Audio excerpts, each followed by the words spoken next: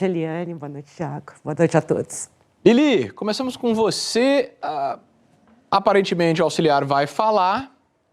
Não é muito diferente do que fez a mulher de Mauro Cid, né, a Gabriele? Porque ela também disse que sim, tentou usar a carteira, mas disse que não tinha nada a ver com a confecção da carteira. Então, a gente começa a ver uma situação aí que vai ficando a expectativa maior para quem, hein? Pois é, né? Boa noite, Thiago. Boa noite, Mônica. Boa noite, você, nosso assinante. Olha, esse sargento, sabe, o Luiz Marcos Reis, ele tem... Sabe aquelas pessoas que transitam em torno do poder, que ouvem ligações, que estão ali pertinho, veem as movimentações? Ele sabe muita coisa, porque ele assumiu ali um cargo na ajudância de ordens do presidente, do então presidente Jair Bolsonaro, já no inicinho do governo e ficou até agosto de 2022. Ele era aquele homem que carrega a pasta, que leva um papel, atende um telefone, estava sempre do lado e sempre sabendo de tudo que estava ocorrendo. Eu acho que no caso das vacinas, que já está tão claro, ele vai contribuir pouco, vai dizer que foi lá, que ajudou sim, porque estava cumprindo ordens, que é alguma coisa que, vamos dizer assim, é muito típico da defesa de militares em guerra, militares em GLO, militares em situação, vamos dizer, difícil.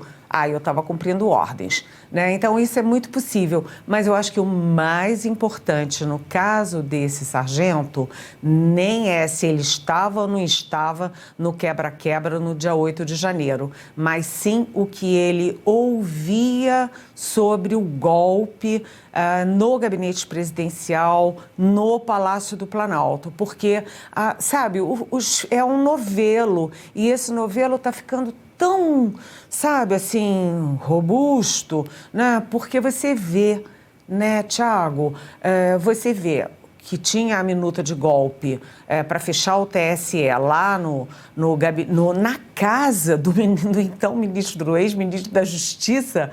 Como é que um ex-ministro da Justiça tem em casa uma minuta de golpe de Estado?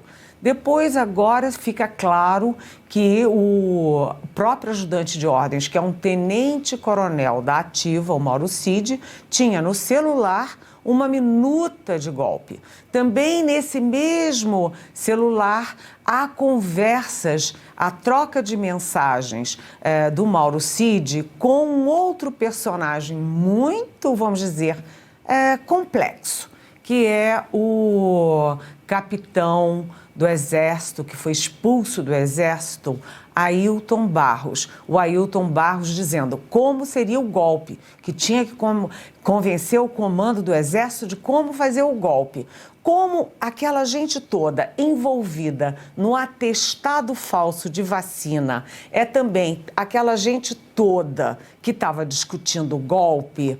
Olha, eu acho que a expectativa desse depoimento do sargento Luiz Marcos é exatamente sobre o que ele pode contar. Qual é o fio aí que ele vai aumentar no novelo sobre a tentativa de golpe de Estado que acontecia no governo Bolsonaro, e não apenas no governo Bolsonaro, mas dentro do Palácio do Planalto e dentro do gabinete do presidente da República. Pois é, Lili, para ele, o fato de estar lá no dia da tentativa de golpe, dos atos de vândalos lá, não tinha muito como escapar, né? Tem foto, tem imagem, então era meio complicado. Então ele ir lá, ele ir agora no depoimento e dizer que assume isso, não muda muito a situação dele.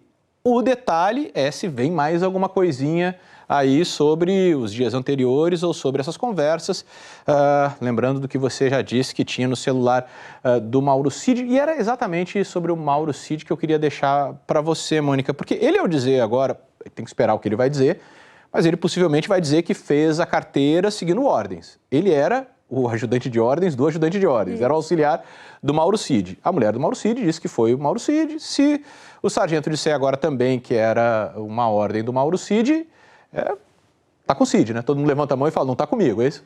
E não tem muito jeito, porque, de fato, a conexão dele e do médico que trabalhava lá numa cidade do interior de Goiás, de quem ele era tio, mostra que, enfim, havia uma trama. Vamos falsificar aqui um conjunto de certificados de vacina para entregar para as autoridades que precisam do certificado, mas não querem tomar vacina. Ainda assim, precisam viajar, né? Tem que ir para esses lugares onde pessoas vacinadas vão. Então, isso é bem complicado. Eu pensei a mesma coisa que a Eliane. Militares sempre alegam que estavam obedecendo ordens e que ordens de um superior são para ser cumpridas, não são para ser contestadas.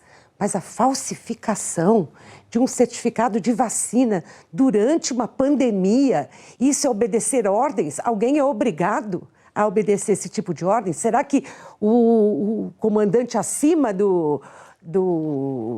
outros militares, outros generais, achariam que isso é cumprimento de ordens? Ou era uma ordem do comandante em chefe, que era o presidente Bolsonaro? Lembrei de um detalhe curioso, quando as joias foram apreendidas, né, teve toda aquela discussão, porque eles foram lá, tentaram dar um carteiraço, libera as joias, e aí eu acho que eu não sei qual o personagem ali da Receita que disse claramente, ordem errada não precisa ser cumprida na Receita. Então, uma ordem para cometer uma ilegalidade, ela não vale. E aí, eles não fizeram. Essa foi a argumentação da Receita, que eu não sei se foi do diretor da Receita, eu não sei quem disse isso naquele momento. Mas ordem também errada, não me lembro bem, mas o funcionário que estava lá no posto disse não tem perigo, não tem ordem que faça com que as etapas naturais de liberação sejam que eu seja obrigado a fazer uma ilegalidade. Que eu faça eliminado.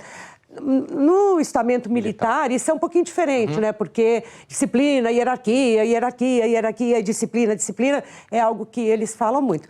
Ainda assim, a hierarquia e a disciplina